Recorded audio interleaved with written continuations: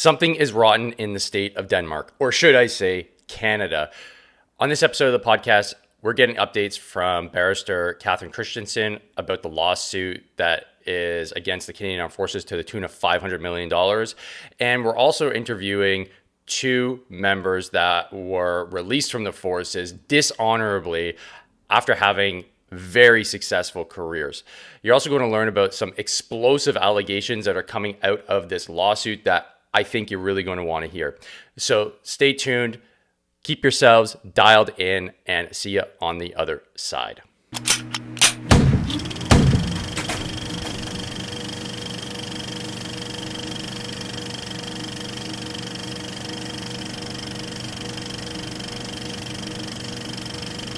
Welcome, folks, to another episode of the Hard to Kill podcast. I'm sitting here once again with barrister Catherine Christensen from Valor Law.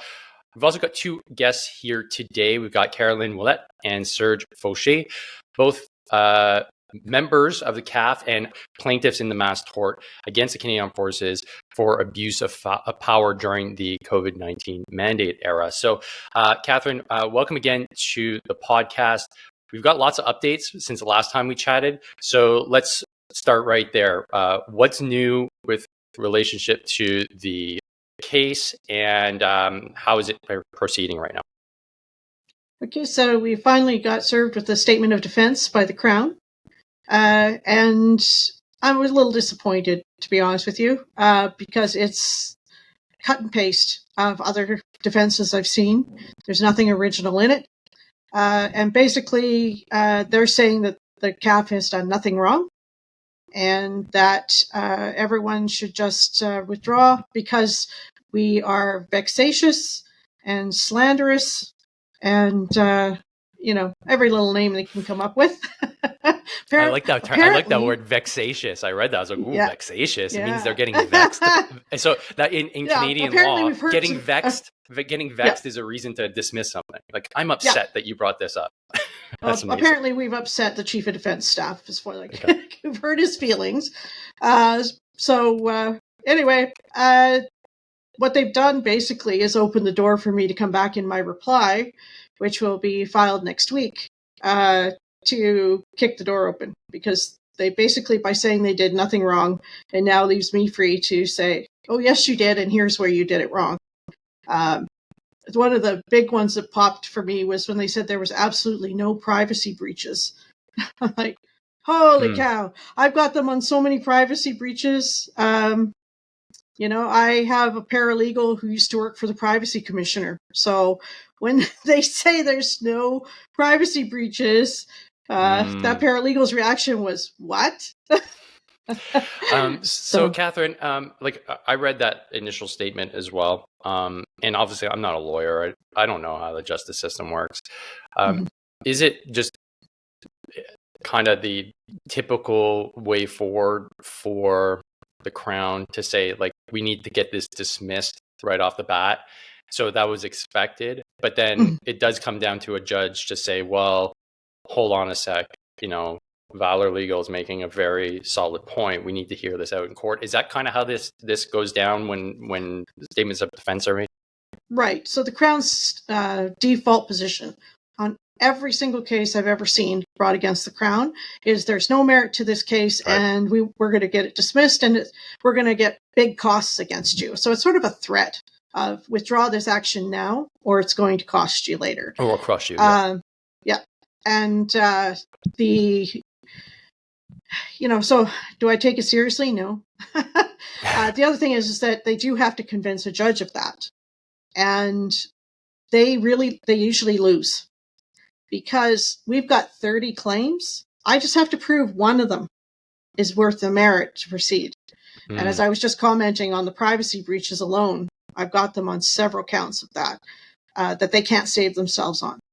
To expand on that, Catherine, just a little bit, we're talking about within the CAF members' medical records being shared without their consent. Is that what we're talking about here? So I'll give you a few examples. One was everyone was required to put their vaccination status into Monitor Mass, which was protected A information. So everyone's vaccination status could be seen by anyone.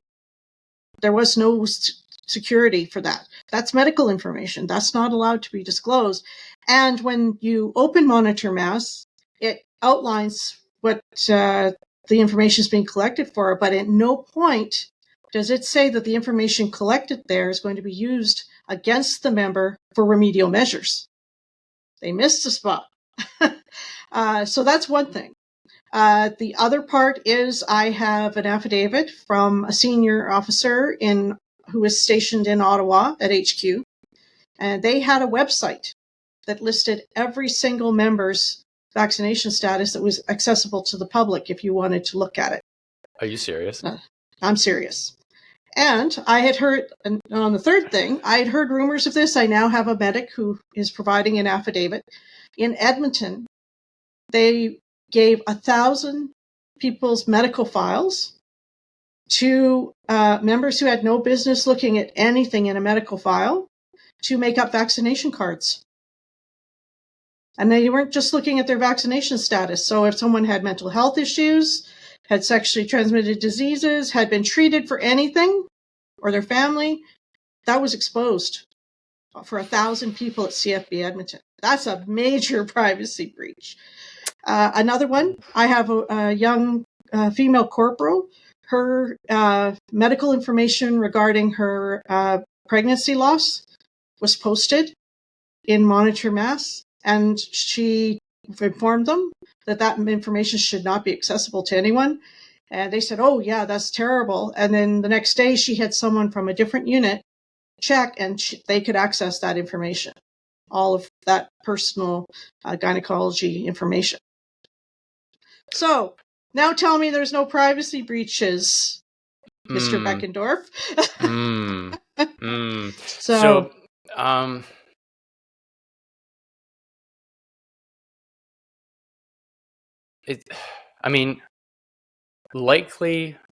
having been in, there's a lot of mistakes that are made, but at scale like this, it's probably hard to justify that. Oh, we just made a massive nationwide error with respects to people's vaccination statuses and making them quote unquote publicly available to people. The fact that there's a website that's kind of blowing my mind a little bit. And if I understand correctly, the website was, and maybe you can answer this because you might not know the individual's intent, but if I understand correctly, it was put up there to expose people that would not get vaccinated, or to show, oh, this is how many people are doing it. So everybody that's not, like, shame on you. I'm like, what would be the intent of putting a website up like that?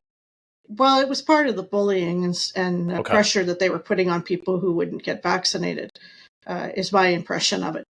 Okay. It should never have existed. I mean, I'm talking to three people who have been in the service. You know that all your commanding officer was ever entitled to know is whether you dagged green, yellow, or red. Yeah, they weren't entitled to know. Yeah, they didn't know why. Why would I, like, as a commanding officer, why would I want to know all your personal details? Because now I'm like, no, are you fit to fight? Awesome. Yeah, are you dagging red because you haven't had your dental appointment yet? Right. It could be as simple as that. So that they threw all of that out the window, and major privacy breaches that they cannot recover from in a legal sense. And so that's just one. That's just one. And yeah, there's numerous things, and I believe it's is it already public on the Government Canada website, or is that soon to follow? The statement of defense is not yet, because I haven't received a filed copy to know whether it's available online for that. The other side of this, of course, is that there's several hundred more coming in a second mass tort for the same thing. Oh boy. We call it Op Valor 2.0. Okay. And this is all through your nonprofit, Valor Legal Foundation. Yes. So are there other, people have been reaching out to me, and so I sent them the links to your second, what you're just talking about here, the second claim. But I imagine there's likely other law firms that are probably picking up what's going on here. Is this something that you think is snowballing now with respect to the CAF and then maybe the public service? Could you speak to that if you can? Yeah, there might be someone out there trying to do the military one. I doubt it, because we're up against the statute of limitations here. early October, it's 2 years since the first directive. And if they're going to do what I'm doing, they have to tie it to the directive. So that's a really short timeline unless they're already in the works of doing it. But I have been in touch with lawyers who intend to pursue cases similar to mine for public service employees and RCMP, and in particular public service employees who work for D&D, because they're under the same chain of command structure as members. So. All right. I'll probably have to reach out at some point. All right. Thanks for the update, Catherine. Much appreciated. So let's now move over to Carolyn. So Carolyn, you're a member of the Canadian Armed Forces, and you were subjected to some treatment that, dare I say, was unsatisfactory.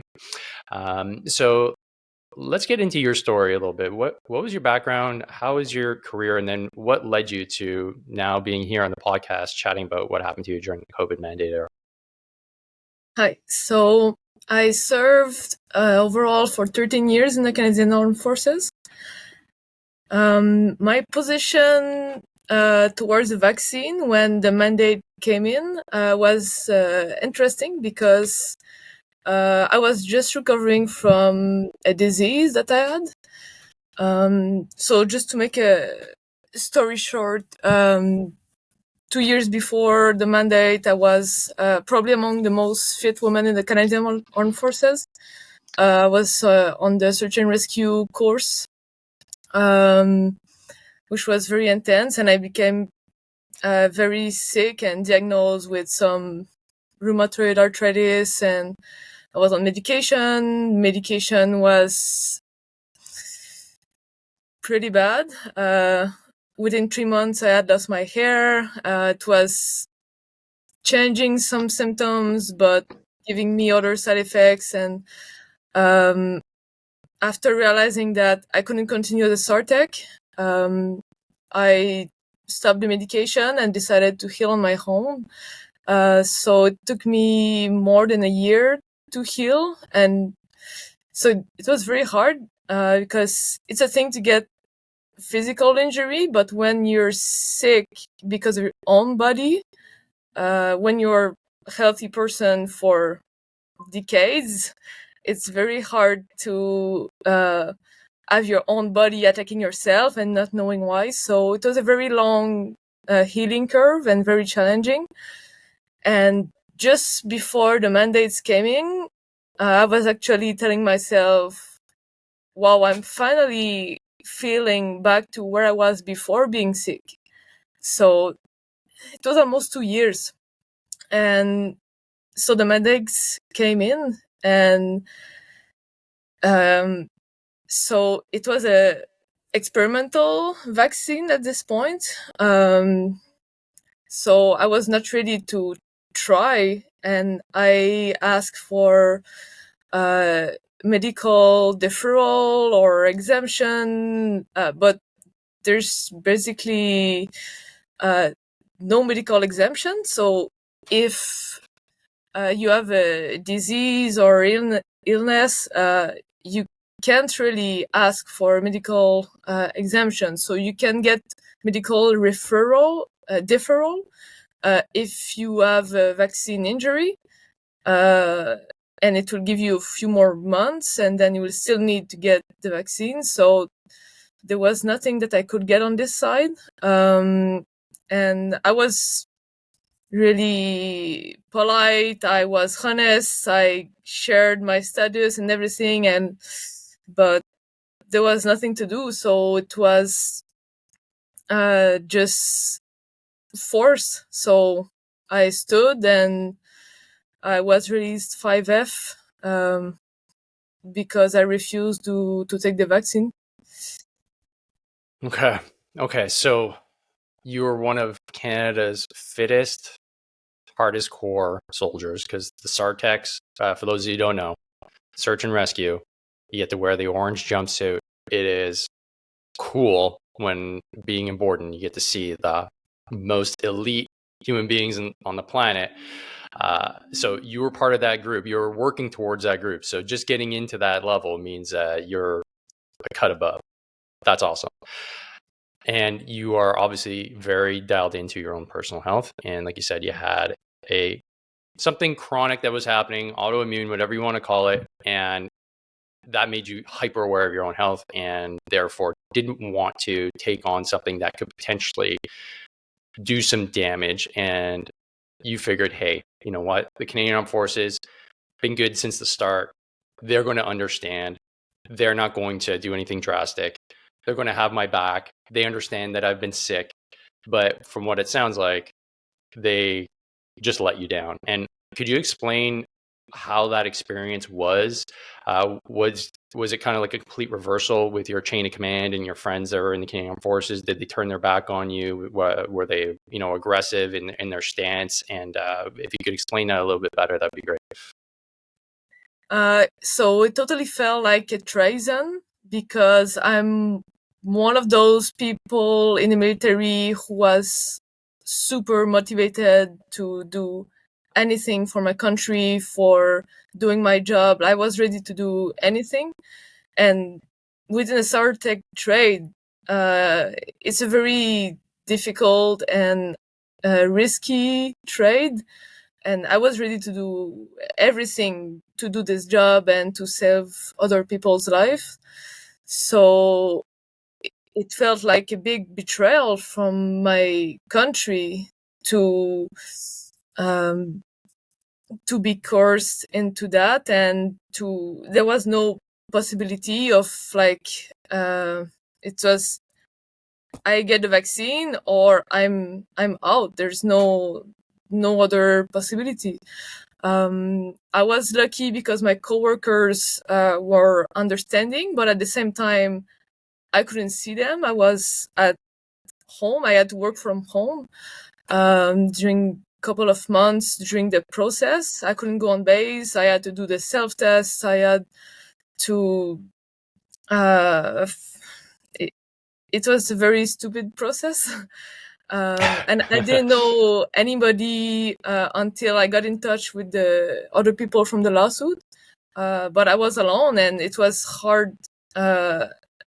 After so many years in military, it was hard to be on my own and to go through this process. Mm-hmm. Mm-hmm. Yeah, and that seems to be the common thread.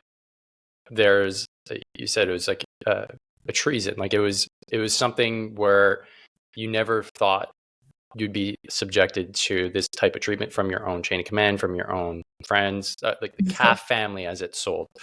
And to do, like you said, a stupid process, because this is the thing that I struggle with. People like yourself that are trained to be a SARTech, it is really important that you think for yourself. You have to make split-second decisions. You can't just follow and blindly go into things without having a very objective and very critical way of thinking. Yet the CAF went ahead and talked to individuals like yourself, like you were an idiot, that all these things somehow were meant to make sense for you, and they just tried to gaslight you and others into believing that, no, this is the only way forward. This is the only way to stay healthy. This is the only way to keep our fighting force free of disease and being able to fight. The justification of it didn't make any sense to me. So thanks for sharing that. I'll get back to you. And I want to talk to Serge now. So Serge, obviously you're a CAF member as well. And your experience is going to be interesting to share as well. So why don't we start with the same thing? What was your journey like throughout the CAF, and what brought you to this point where now you're part of a mass tort?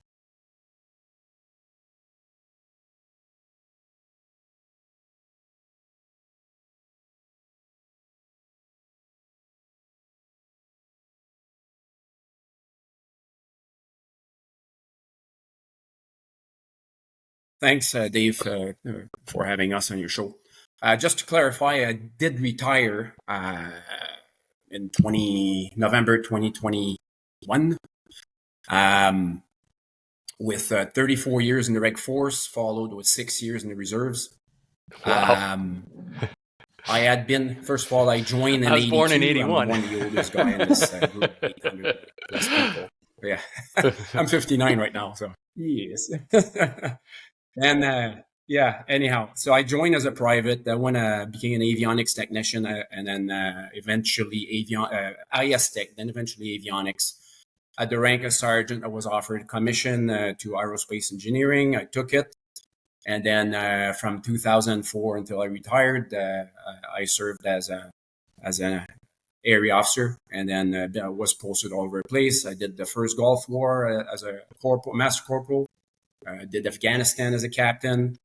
And part of my big, I was like Carolyn, super shape. Wow. In my case, a track and field athlete. Been to 7 world championships for the masters athletes. I got medals. I got Canadian records. I got 2 world records. 399 on my last force test before I retired. If you know what that means, you know. Yeah, if you know, you know. Anyhow. So when I saw this whole COVID thing come down in 2020, didn't pay too much attention to it. The big cold, blah blah blah. Okay, carry on. And then we roll into 2021. At that point, I'm working for the Fighter Capability Office in Ottawa for the acquisition of the future fighter. I'm basically just pushing paper and writing reports and stuff. Great. I had a good chain of command, no issues there. All is good. And then we're forced to work from home, as you remember. And then so I'm doing all my stuff. I'm here, no issues. Then in January, February that year, my career managers called me at home. Oh, we really want to promote you, blah, blah, blah. So we're going to put you on, I would like you to go on JCSP, the 1 year leadership course so I could get promoted from major to lieutenant colonel. And so I finally accepted that, turned it down before. I was just happy to do my job in headquarters and do all that stuff. But I said, you know what, I'm working from home. I got more time. I can spare 2 or 3 hours a day extra and do all the studying. So I say yes, I get in the course. There's a pre-course in the summer. And then the course starts, I think it was late August or September. I can't remember exactly the dates of 2021. And then October, we get the first directives from the CDS. And then at that point, it's very clear, first of all, that we were going to put on leave without pay, which I found out not too long after that it was a bogus tactic to scare people into getting vaccinated, which in the end worked on quite a scale, actually, with a lot of people, because they were afraid to lose their jobs, especially if you're a young corporal in Bagotville, let's say, and you got a family and you got kids to raise. You can't afford to lose your job. So a lot of people fell for it. And also embedded in that first directive, there was something about being on a career course, which I was on. And let's go back to earlier in 2021. They were talking about vaccines and all that.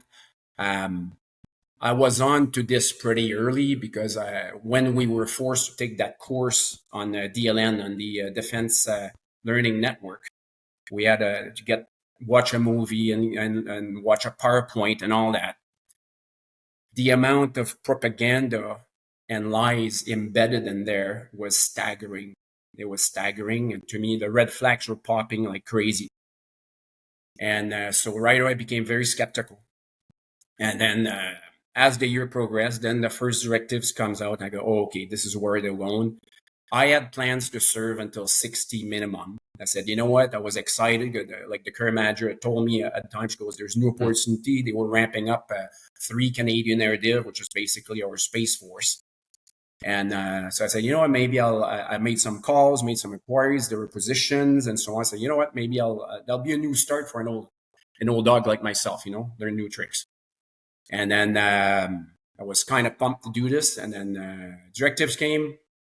And then I talked to my wife and I said, you know what, I can no longer serve in this outfit when they're pushing a psychological operation on us.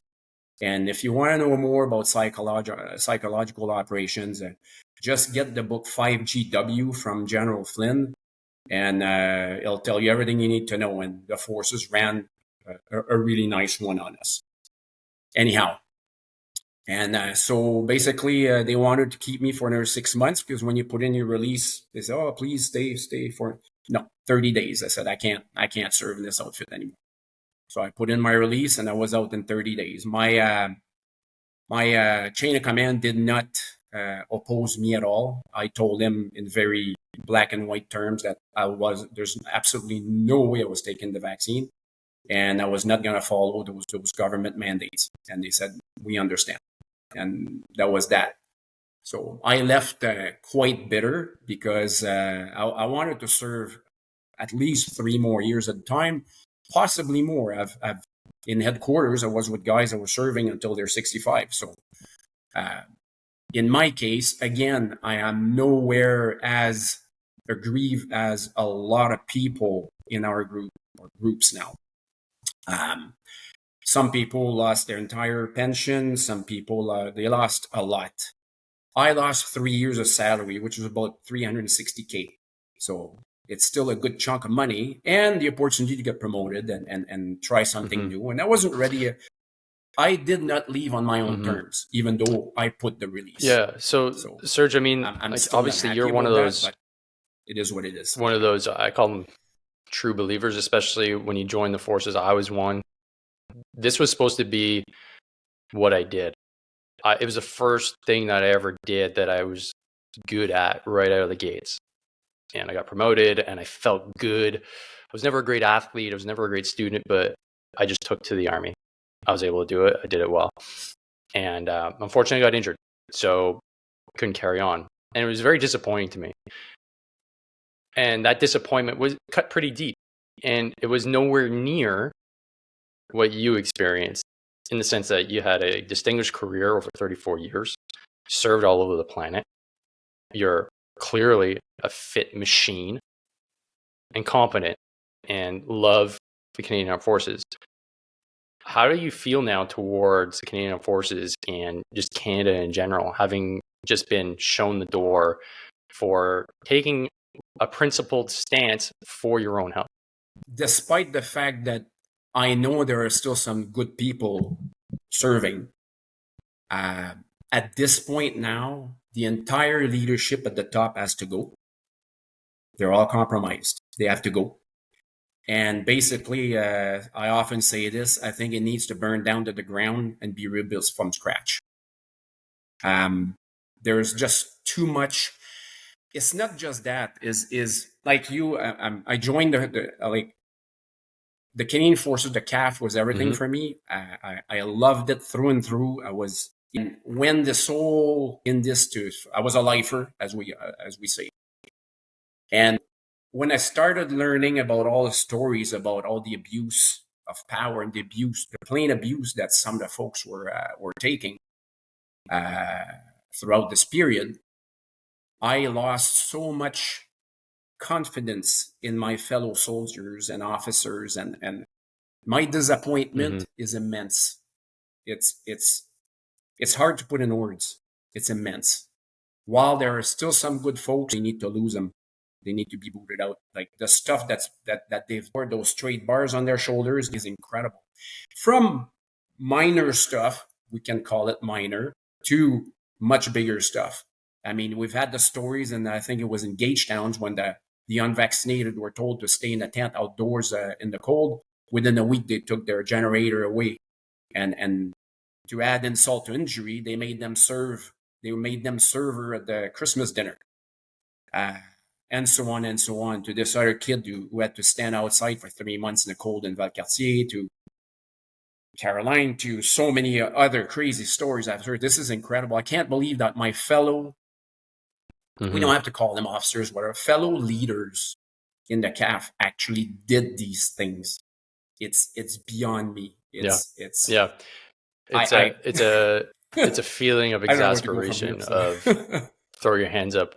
Where do you go from here? So, you know, Catherine, this is a feeling that I have. I'm not even in. I've been out for almost 7 years. You know, and I can't imagine what it would have been like to be been told, "Hey, it doesn't matter that you did everything we asked you to do. You sacrificed the body in Afghanistan. You lost friends. You got injured. But now this one thing, you're a unwanted member. I can't imagine the toll I would take, and the moral injury is essentially what I think it is, would have on like Caroline and Serge. But for the people that you're representing, what's the general sentiment? Is it the feeling of we have no more kind of underpinning to our identity because it got robbed of us, and like this moral injury goes deeper than just the individuals that are being represented. It's kind of it's represented in the whole community, within the veteran community, within the members that are still serving. Is that something that you're seeing and hearing from those that you're representing? Yes, absolutely. The moral injury is incalculable. There is no recovering from that. There's no receiving damages for that because it affected everyone. And I would even suggest that it's affected the people who supported the Canadian Armed Forces from the outside for civilians. Because I have been a big supporter of the Canadian Armed Forces, for example, and now it's sort of like, do I really want to keep supporting as a civilian? You know, because as a lawyer, I get approached by all kinds of charities, et cetera, wanting support, and in particular military charities because of what I do. And I'm like, you know? But the other piece that's added to this moral injury, because 2 years ago, when people first approached me, part of what they wanted was to be able to keep their jobs or go back to their job, but they'd been released. Right. And now they're like, absolutely not. I have no interest in serving with the forces at all. And yet, yesterday, it came to be that anyone who was released 5F for COVID-19 is now welcome with open arms back to the Canadian Armed Forces. Really? Now, 2 years ago, they were garbage. Today, oh, come on back. Everything's forgiven. It's like a really bad toxic marriage. Yeah. It's like being gaslighted by a narcissist at the most extreme level. Oh my God. I can't believe they had the audacity to even go back and say that. Mm-hmm. Wow. After telling them that they had to take these vaccinations because they were going to be 5F'd and their military career was over, they were never going to work for the government again. Most people in the forces considered 5F dishonorable, even though it's technically an honorable one. Not that long ago, it was dishonorable. Yes. Yeah, and now it's like it's all forgiven. Come on back. Interesting. Serge, you wanted to make a point. Serge, you wanted to make a point there. Yeah, the CDS went on TV. Stevenson. On CTV with Mercedes. I can't remember can't remember her family name. Anyways, and said that I cannot employ those people. He said on TV. And Trudeau in French want us back. Really? Hey. So when the rubber hits the road and they realize the whole institution is starting to fall apart, and you need people in the institution to actually do the things that you need to get done. Is that really what they want? Well, not only that, but there's 2 battalions we're suing them. And this is damage control. Yeah, exactly. This is reactionary from what it sounds like. Rather than listen and take an objective point of view from the start and be like, hold on a sec. Our best leaders, our most skilled individuals are pushing back on this. Why? And have that adult conversation as opposed to, no, shut up. You're taking this. And if you don't, get out. It's mind-boggling. And Catherine, I'll reiterate the point, especially if somebody's listening to this for the first time that hasn't listened to a previous episode. This lawsuit is not about COVID-19. It's about abuse of power. Yes. And I want to hammer that point home. If you eliminate the context of COVID-19 and just look at the stories, Caroline's story, Serge's story, and you go deeper into the ones that are even more egregious. I mean, as a thought experiment, if you were to present it to any leader in the CAF, I hope that they would say, oh my God, yeah, whoever was the leader in charge of this event needs to be disciplined. Am I crazy thinking that way? Nope, you're not thinking. If we take COVID-19 out and put anything else in there, well, I would hope this wouldn't happen. But that's the issue, right? This is taking the CAF to the court and saying they went too far, and they need to know they went too far so they don't do it again. Because what's next? I mean, I have clients who were raped in basic training, and not just a sexual. I mean, we're talking raped in basic training, who are still serving. And then this comes along, and their reaction to it was, I'm being bent over a desk and told to take something into my body, and I don't have a choice. That's the reaction. So they want to make big speeches and make big apologies about sexual assaults, etc., in the Canadian Armed Forces. But then they turn around and say, you don't have any bodily autonomy. You don't have to give any informed consent. Just line up and take whatever we want to give you. Yeah. Completely against our not basic Canadian law, but also against the rights under the Charter of Rights and Freedoms. And then for the Crown to say, well, they just need to grieve. Well, you can't grieve charter breaches in the Canadian Armed Forces system. So they're left with all they're left with is the courts. And for the Crown to say, oh, the courts have no jurisdiction here. Yes, they do. Yes, they do. Because these are still Canadian citizens. Right. And the CDS is still answerable to the laws of Canada. This whole idea that he's not answerable to the laws of Canada is terrifying. Because you have a head of a military who says, I don't have to do anything the law says. I'm a power unto myself. That's not that's not a good thing with a guy that's the head of a military. That's a dangerous road to be going down. And I think the biggest issue is that Canadians, and I'm included in this when I say it, totally unaware of how our system is set up and totally unaware of the implications of an individual in a position like this that has gone on the record and said things or has acted in ways that clearly state that I'm above the law. And I am genuinely concerned about what this means long term. Not because I think there's going to be any kind of insurrection. I think there's just going to be no action. That's what I'm worried about. There's going to be no action. And that's why the lawsuit is so important. And most people aren't tracking. Most Canadians aren't tracking because this isn't on the news. This is about as close as it gets to the news right now. And that's why I think that our first video had such a massive traction, because people were just curious, like, oh, what's going on? Wait, this is a thing? So Carolyn, I want to ask you the question. I've had folks comment, write me, say like, you know what? These are Canadian Armed Forces soldiers. They just need to suck it up and take orders. Why are they being crybabies? This is their job. What do you have to say to somebody that would make a comment like that?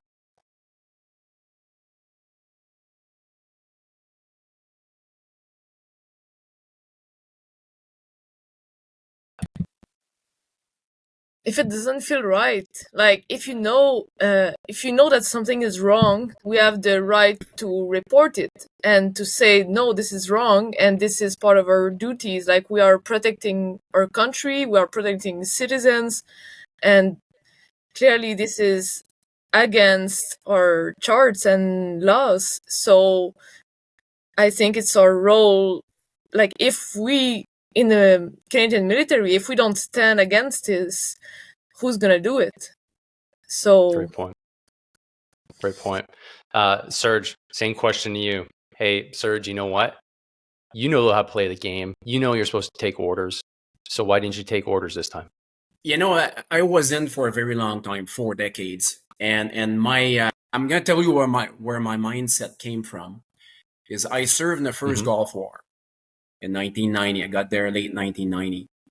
And prior to going there, we were given shots, no informed consent. We have no idea what we're given. And like some of your listeners may say, yeah, you suck it up, you're a soldier, and that's what it is. Good Corporal Faucher, yes, take your shots.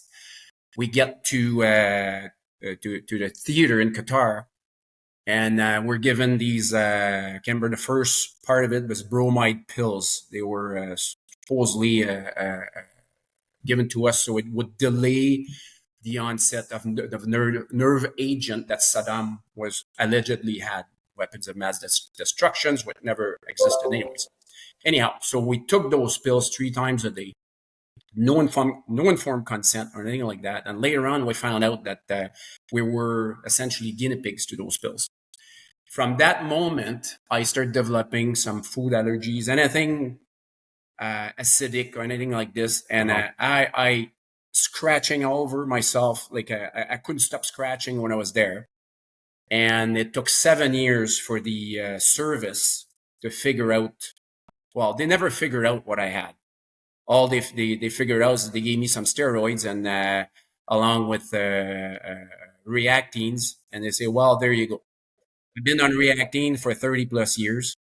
And if I skip a day or two, I'm going crazy. Even if let's say I have a plate of spaghetti for dinner with spaghetti sauce, tomato sauce, then I can't go to bed without taking another reactine, another one of those pills, because I'm going to be in bed and just scratching nonstop and I can't stop moving and I can't sleep. Anyway, so that was along this way. Then you find out about what happened, the mefloquine scandal that happened in Somalia. No informed consent again.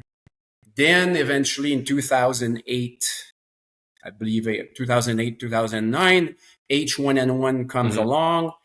And then we're all, can't remember which base it was on. I think it was Borden, I can't remember. Go on to the base theater, and we're all sitting there. And then they set up a chair on the stage with the bright lights, and they're calling us one by one to go there and get jabbed with the vaccine. Don't think for yourself. And if we didn't want it, right there was somebody with a pad. You need to sign your name there. So that was a form of coercion. At the time, I didn't want the vaccine. There was something telling me in my head that there's something wrong here. This is not right. This is not right. Like, I knew it. I took it against my will because you want to be a good soldier. Then move forward, and eventually we get to the COVID era. I said, you fool me twice, not 3 times. And I was extreme. Then right away I started doing a ton of research. Oh yeah, you're not allowed to do your own research. Right? And then you end up reading bricks like this. Right. Because you have It's the analysis of 630,000 pages of human trials from Pfizer, and it's not pretty. I'm telling you. And then you read this stuff, and you know what? I'm and glad you you go brought back that to up. what the forces were telling females. I was pretty pregnant sure that females. you had those experiences based on your prior service.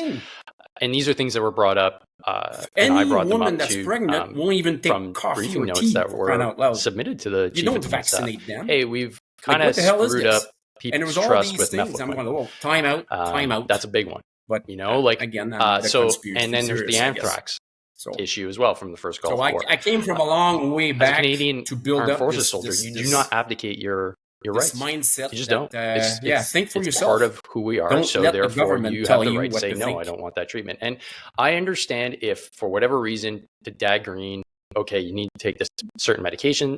Okay, cool. And if you don't, I guess you Dad Red, you don't get to go on deployment. But to set up either you're in or out because of this, not hey, you just can't go on this deployment. That to me was bananas. And I Dad Green, but I also refused a vaccine. And I still Dad Green. So for me, my personal experience was, I just didn't want the flu vaccine. They're like, sure, no problem. Still Dad Green? Yeah. So they've already set that precedent up. So it was confusing to me that essentially for another flu, you had to get this, not just for deployments, but for your job, for your career.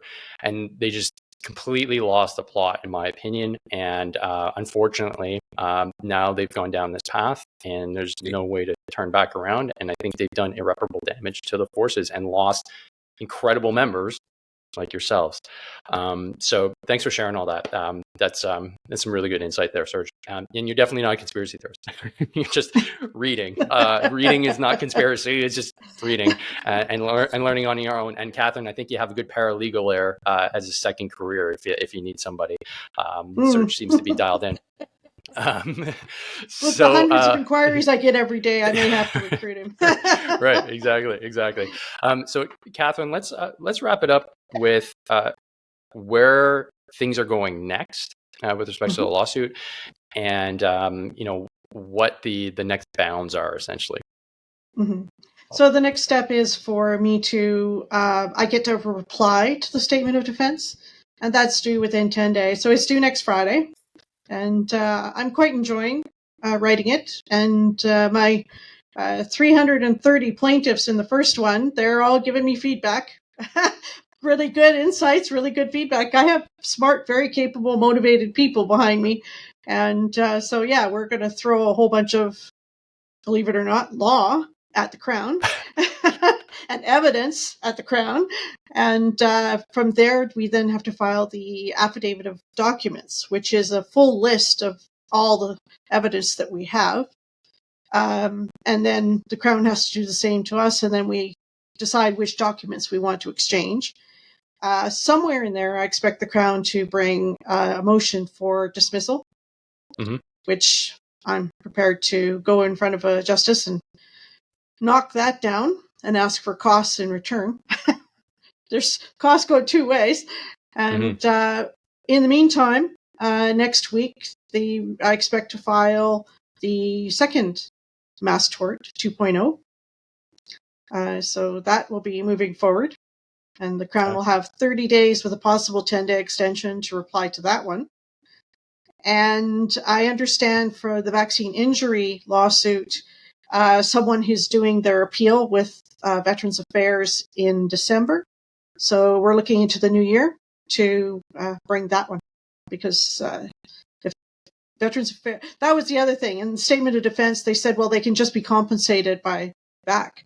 VAC doesn't acknowledge vaccine injury, and most of the people in 1.0 are not vaccine injured. Right. So yeah. So I'm not sure the Crown actually read all 140 pages of the statement of claim. No. I think that it looks a lot like cut and paste to me.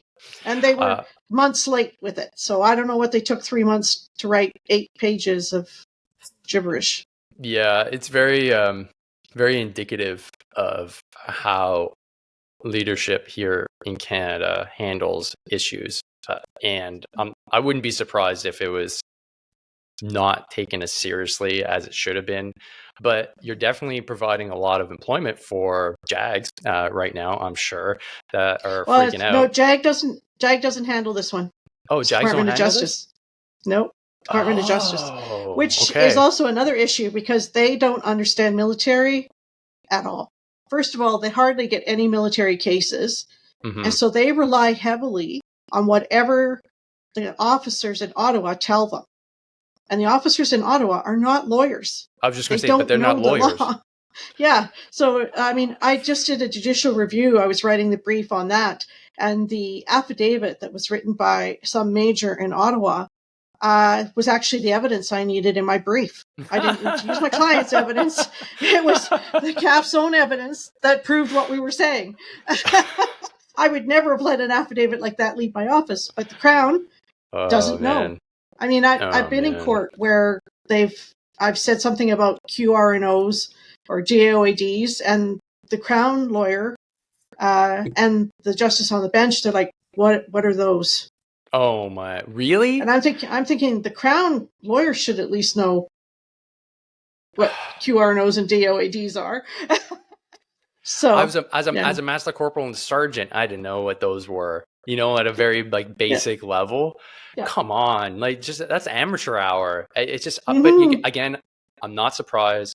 What I'm really excited for is this era of accountability, because it doesn't matter which way this lawsuit goes. It's exposing major things that are just not tracking in the right direction. Things like, what is the CDS allowed to say? What is the Prime Minister allowed to do in his official capacity? Can he order ministers to do stuff? Like, we have laws in place. We have things like the KRNOs now, the DOAD. We have tons of legal documents that we're supposed to follow. But again, we don't. And what are the ramifications? It's like we've never really had them. We just said, whatever.